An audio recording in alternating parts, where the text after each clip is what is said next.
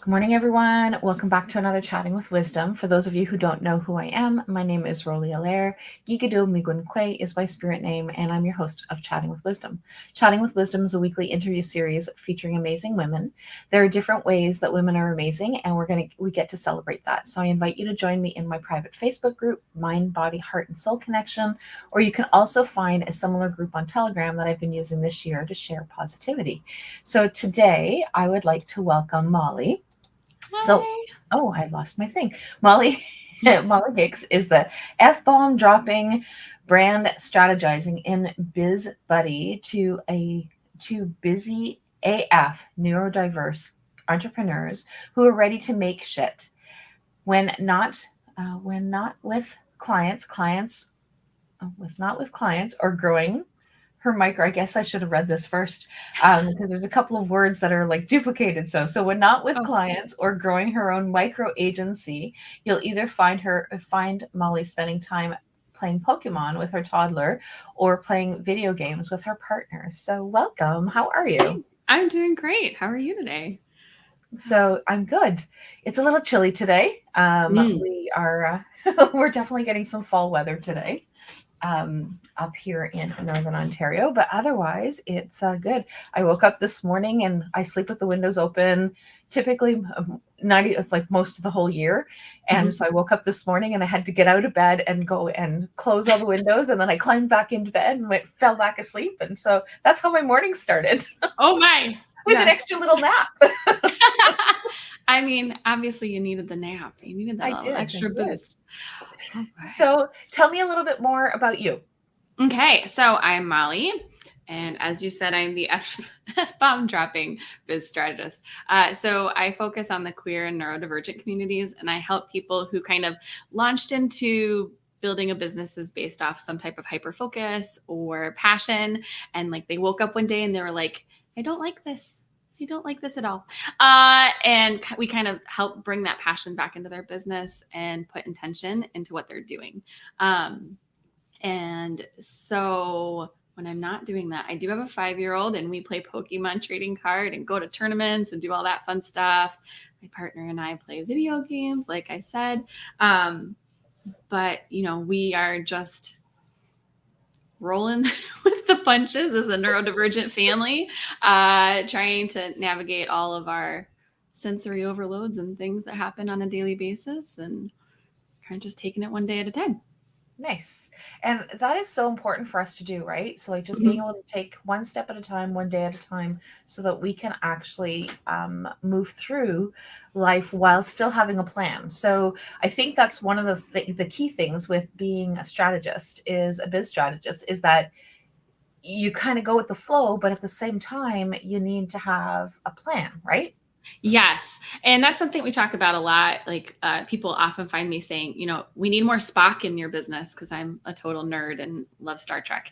Okay. And and So, what's so Spock? So explain so that to okay, us non Star Trek fans. non-Trekkies. Okay, so Spock is a character who is a Vulcan, and Vulcans idolize logic, and everything has a purpose and a function. Um, and Spock himself is half human, half Vulcan, and so he partners emotion and logic together and finds a balance between those two, or a harmony between those two. Most Vulcans have suppressed all of their emotions, so everything is just logic. And so when I say we need to incorporate a little more Spock in your business, it's trying to find that harmony between your emotions and how you're feeling and why you're feeling those things with the intentions and the goals and the logic that you need to make rational decisions in your business to achieve your goals. So I make sure that my clients are always um, acknowledging their emotions and figuring out, like, well, okay, you have had this thing on your to-do list like 50 times. You're never doing it. There's a reason. We need to figure out why and try and create an intentional plan to either move away from that because it might not be what you need, or help you accomplish that goal. Because a lot of my clients, being neurodivergent, executive function isn't always a thing. And so we kind of have to come up with a game plan to like build in that executive function capability into that plan. And so I do straddle the lines of like coaching and strategizing a lot of times, because when you launch into that business, there, for a lot of folks, regardless of how their brain processes information, there is kind of a leap of like, I just got to get the shit done. Like, Yes. And the intention or the strategy behind it isn't there. So we kind of have to bring that back. And so by incorporating the Spock and the logic, we can look at those analytics and be like, oh, that's not working because of these things. And we need to figure out all the different layers in the plan to make that happen, because there really is never just one solution. And it's the same way with life. So,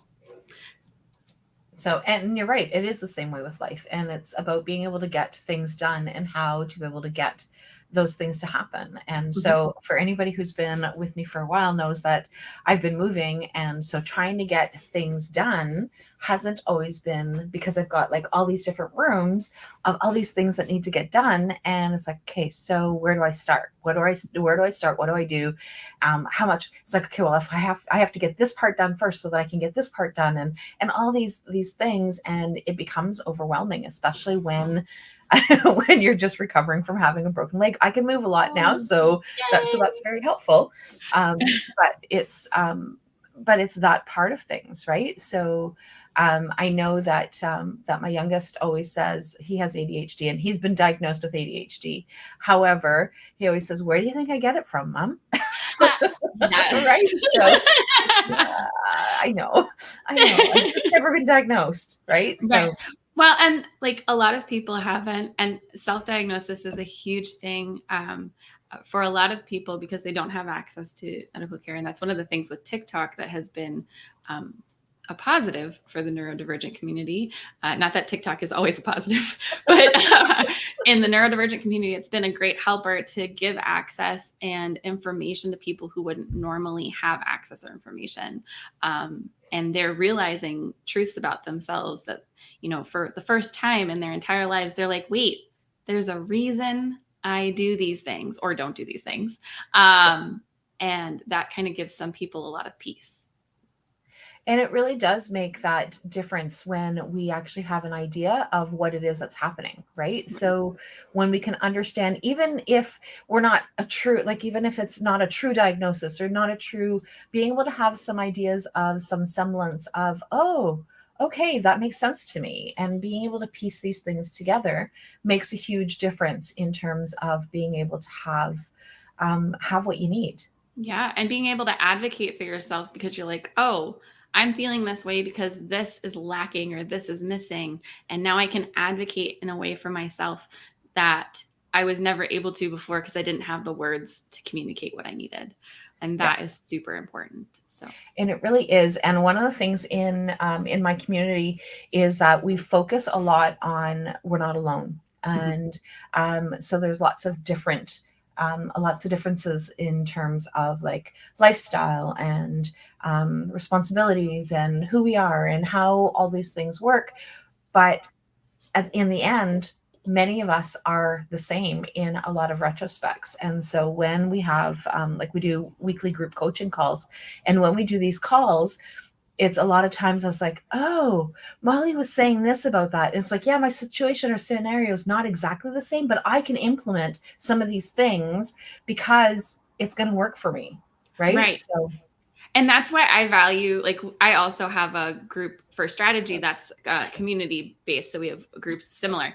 And I'm always telling people, like, don't ignore when someone else is having their moment, because like there is so many things that you can learn when someone else is in that hot seat, because you can take away and be like, oh, if I tweak that really will apply to me as well. And it can gain, I feel like you can almost gain more clarity in group scenarios if you're a group person, because you're able to see how the different skills can be adapted for different scenarios. And it almost helps you build that skill set faster. Well, and what I like too is in the group setting is having where people are able to people come back and say, that whole thing that Molly was doing it last week, and like this is what it is that was going on for her. Well, this is the scenario, and this is how I tweaked it, and so like then it worked for me. Or somebody will actually pipe up and say, "Hey, just a minute, have you thought about this? Have you thought about how this might be helpful, or how you can actually tweak it to this to your advantage," right? Exactly. So yes. Oh, love all the group things. I'm a huge group person. It's like people are like, "Can I work with you on one-on-one?" Yeah, you can, but I strongly encourage that you actually jump in the group stuff, because you really do get so much more out of being in a group than you do with being solo. So a lot of my group programs has like that combination of doing major, mostly group work, but we have the opportunity to be able to do like one-on-one kind of thing. So because I really see the benefits of being in a group. So tell me a little bit more about your group. Okay, so ironically, as we like lead right into that. Yeah. So it's called Make Shit Happen Hour, and it's a help you navigate what you are struggling with in your business this week. It meets twice a month. And everybody there right now is neurodivergent, and so completely understands when you're like, yeah, I'm a potato today, and nothing's happening, so we can talk through some of those like actual moments of I'm just having a mindset struggle today with my business, and like I can't feel motivated or passion. But then we actually get into nitty gritty business stuff. We've done things from plan out 12 months of blogging for clients, or digging into a website that's not working, or doing actual physical functional things. And it's just a great way for people to come together who understand one another in a way that might not happen in typical business groups, just because of typical business advice doesn't always work for a neurodivergent mind, in the sense that it's so rigid and structured and you have to fit into this framework. And I don't believe in cookie cutters. For business, for life, for anything, everybody's unique. We all process things in a unique way, and each business is unique. And so this program is geared toward meeting businesses where they are, where the business owner is, and where that ideal client is, and making sure whatever advice or homework or truth bomb they need that week, they get. I always warn people, though, I'm super blunt and direct. So I will call people on their stuff if they're trying to like be like, it's just because this is in my way. No, that's not it. But it's a lot of fun, and it's a great community of people. So. Nice. So what types of people are in, like, so I know that you said neurodivergent, but in terms of business, so people who are listening right now, what kind of people join your group? So it's not limited to any type of specific business type. So anything from brick and mortars to online course creators are welcome. It's more focused on the people themselves and how they live their lives. Like, you got to be okay with F-bombs, because I can't help it. People who want to have their true authenticity in their business and incorporate that into their business plan and their marketing.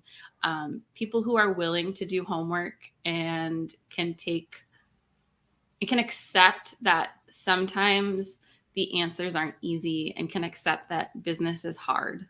Like, I will never say, oh, if we just do this, it'll fix your entire life or your business. Like, that's never going to come out of my mouth in a call.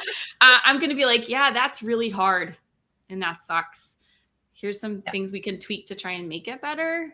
And it's always a give and take. Like, people cannot expect to show up and not do any work. Like, effort has to be made. And that's the key, I think, that a lot of times people miss, right? It's like, you have to still do the work in order for you to be able to do the work. And so sometimes you get into these blocks, or sometimes you get into these challenges but you have to still be able to do the work. But what happens when you have somebody who is trying to do the work, but they have that block, and they have that mental block, and they can't seem to get through to that next level? How do you support them then? So, one of the things that we do is in between each of our sessions, we have an email check in. And that is like, this is what your homework was, but how are you doing right now? And where do you need support?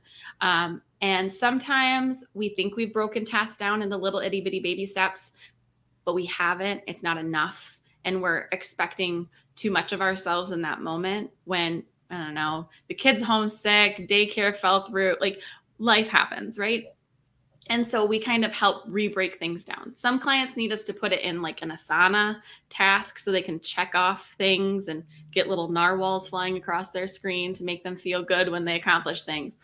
Some people need sticky notes all over their office. We also have a Marco Polo group, which is like video walkie-talkies.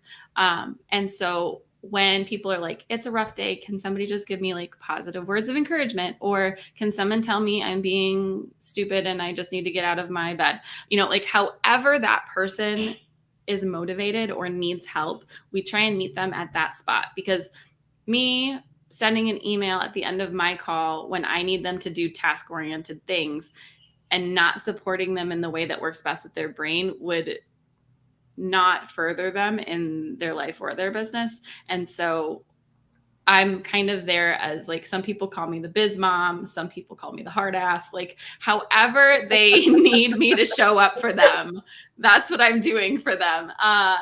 And so, yeah, really it's like after calls, they get videos and transcripts to make sure they can process whatever we talked about. Because I know a lot of people, they come into a meeting and they're like, that was great. I have no clue what we talked about. I have no memory, no recollection whatsoever. So by doing those summary emails and sending those to them, we try and make sure that they have the tools they need to succeed. That's really cool, and that's really creative as to how you're able to do that, because like sometimes that really does happen. And so depending on where my brain is at that day, sometimes that's one of the things that I'm doing is I'm actually recording my session, so that, and I can't remember which app it is that I use, but the Otter. So I'll record the Yep. call on Otter, but not because I'm recording the call specifically. It's so that I can go back and pick up those pieces points that is like, oh yeah, okay, what was it that Molly said? And so then I don't have to go back and like re-listen to the whole video, because it's not what it is that I want to be able to do. I just need, what was that task, or what was that, oh, she said something that was like really great, like how do I do that? So sometimes when I'm going into my business meetings, I don't do that with my client meetings, but I do that with my business meetings so that I can go back and say, okay, what was that one thing? And so that's really helpful to be able to do that. So so being able to find different tools. So I guess that's one of the things that you do as well, is that you help support your clients with finding the different tools. Yes. So systems are like my superpower. I can see like how things break down, but how things connect and where we can incorporate automations, not necessarily like we're going to have this robot build your website for you, not that, but like in the sense of, like I mentioned Asana earlier, as much as I love writing things down, that piece of paper will not notify me that I'm slacking. And so having something like Asana or Trello, or some people use Notion, Monday, like things to track the different tasks that they have going on and manage them and figure out ways and schedule them. So we help people create these systems to manage what's happening in their business and try and make them as interconnected as possible. So there is not, I have to put this here and here and here physically. We try and connect it. So once you put it here, it kind of flows throughout the entire system. So a lot of businesses that we work with have been doing everything manually. They're like, well, I just send out 3,000 emails through Gmail, or, I'm doing this, like they've never heard of Kajabi or WordPress or Dubsado or Honeybook to help them send proposals or invoice and do all these things. And so usually we interview people and figure out, what do you need? What's your end goal? Like, what's your goal right now? What's your end goal? And how does your brain process information? If you're not a super visual person, you don't care how things look, you might need a different system than somebody who's extremely particular, needs things that are personalized to how they function. And so suggestions are never the same because no two people are really working the same way. So. And it really does make a difference. And one of the things that I like is that you talk about like the visual and the connection, right? Mm-hmm. So yeah. being able to have something, so like for example, moving has been torturous, right? So if I didn't have everything in my calendar, then but I also do note taking and have sticky notes different places as well. But like while I was moving, none of those techniques have been helpful. But having it in my Google Calendar, so I would put my tasks in there and having everything going in there, because then I had some place where I can actually come back and say, oh yeah, okay, so I have to do this. Oh yeah, I have to do this. And so then I would get those reminders. But when I'm sitting at my desk, like now that things are getting more normalized, I only have one small clutter of stuff. Yay! Desk now. So I still have a little bit more behind the desk, but not as intense as I did before. So being able to have these different things and these connections allows me to be able to have that support. And so I like how you said being able to incorporate those different things, because some people are very visual, and for me it's different days. I'm more visual and I need the sensory kind of things, whereas other times it's like, no, I just need my normal checklist, right? Right.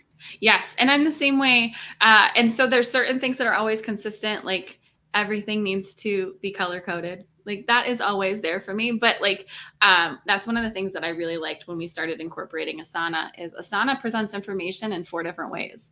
And so it's the same information, it's the same database, but for me, I can look at the lists and it can be very detailed and itemized. And then my assistant, Sabra, she just likes like the Trello format, like the card format, and it shows it in that way too. And then for like big launches that we've done in the past, it also has like a timeline view. So you could be like, we're working on this task for 3 weeks and here's all the subtasks, and it can show it in different things. And so when we're looking at systems, if people are like that, where they're like, sometimes I need it in this view and sometimes I need it in this view, we make sure that they have that capability prior to implementing anything. And that's also the thing. We help do the implementing for them and like train them how to do that, because that's another thing that people struggle with the most is they're like, I know I want to use this system.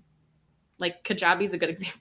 People will like get Kajabi and then they're like, I like put things in there, but I can't use it. And now I'm just paying exorbitant amounts of money for something I can't use. Yes. Same thing with Divisato, and so it's like, oh, but you have something that does all these things. Let's fix that. And then train you how to use it in a way that is logical to yourself. And that way you can maintain it or have your team maintain it.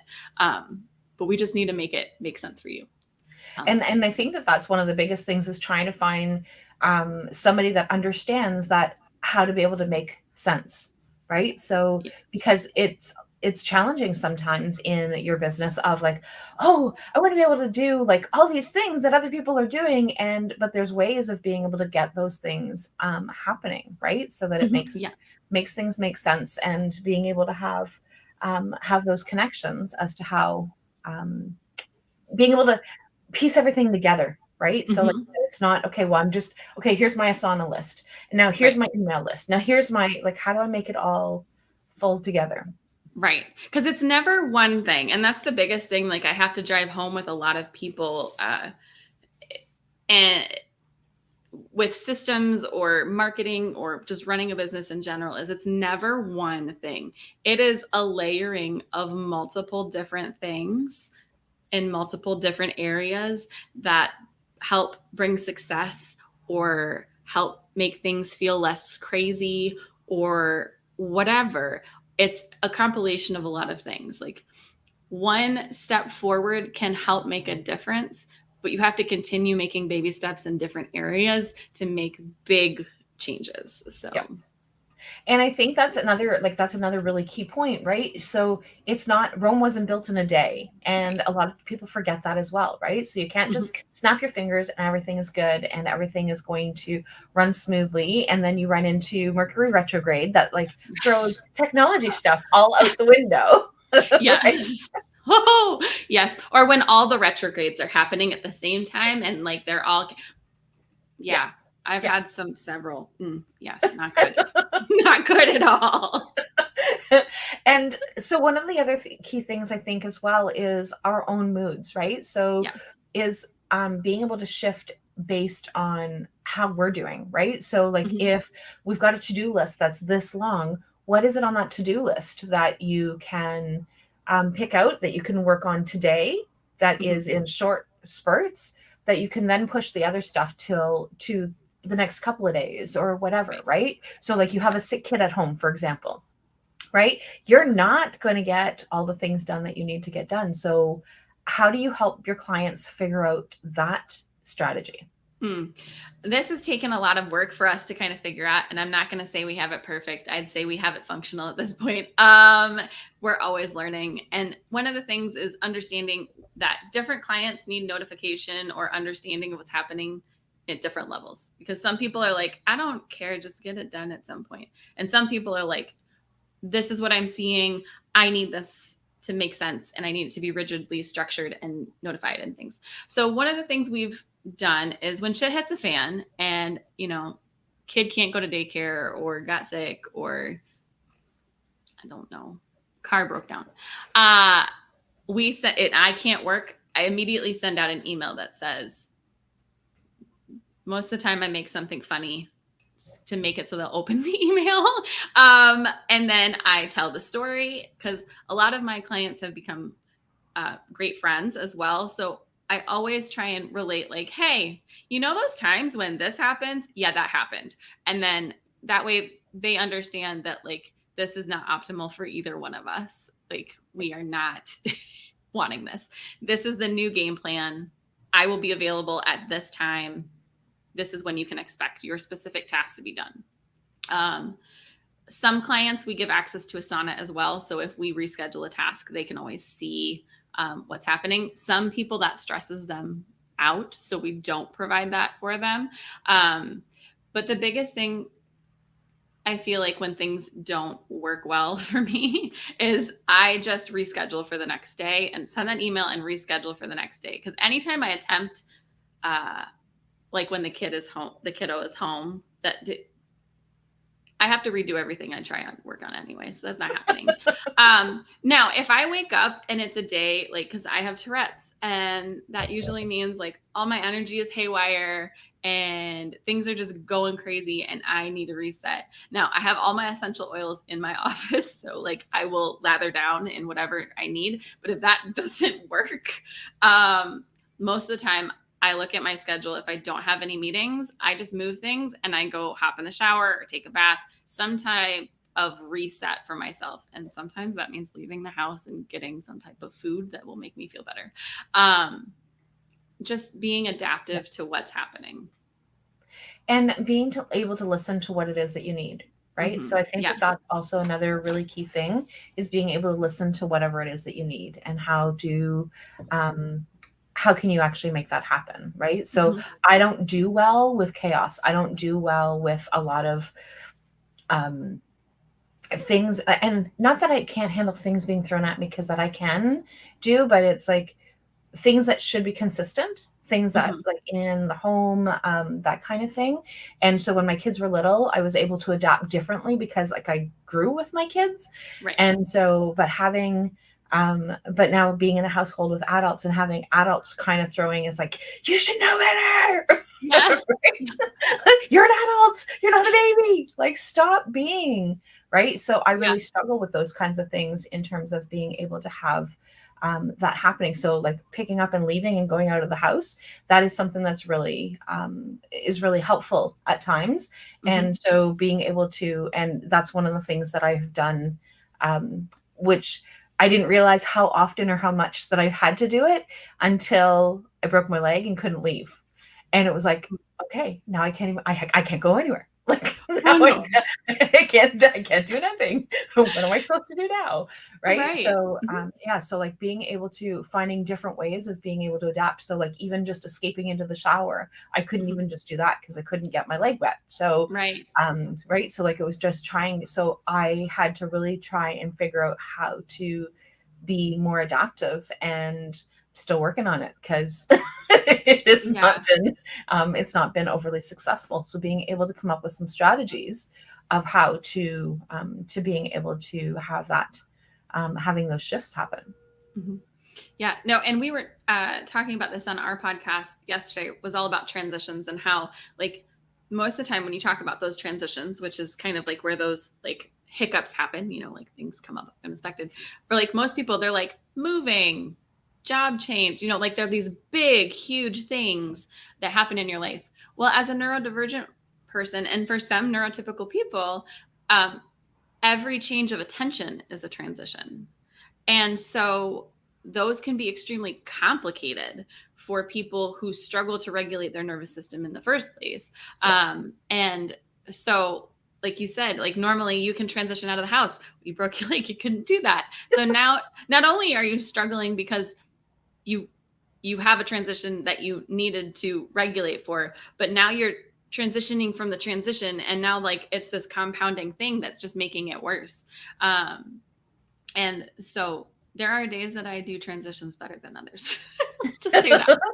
And I think that that is for all of us, right? Mm-hmm. So, and that's something that is really extremely helpful, is to be able to know that we're not alone, and that there are different ways of us being able to shift, right? So how can we make things better? How can we do things that are actually going to be adaptive for us? And I really love how you do this with your clients, is that you have different ways and different strategies. And then if one's not working, then you try and figure out how to be able to make it work.